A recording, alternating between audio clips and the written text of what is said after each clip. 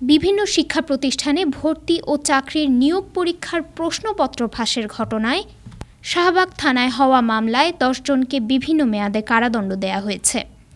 ১৫ September রোববার ঢাকার অতিরিক্ত চিফ মেট্রোপলিটন ম্যাজিস্ট্রেট হাসিবুল হকের আদালত এ রায় দেন।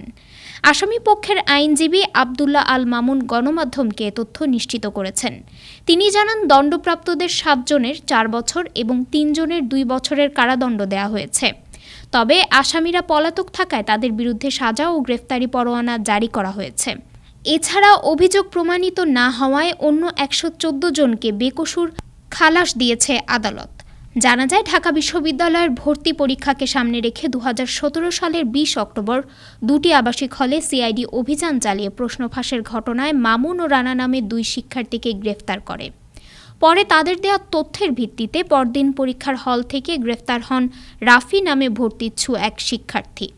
প্রশ্ন ফাঁসে জড়িত থাকার দায়ে ওই দিন শাহবাগ থানায় ২০০৬ সালের তথ্য ও যোগাযোগ প্রযুক্তি আইনের ৬৩ ধারা ও ১৯৮০ সালের পাবলিক পরীক্ষা আইনের ৯ খ ধারায় মামলা করে সিআইডি। ডেস্ক রিপোর্ট, আজ বার্তা, ঢাকা।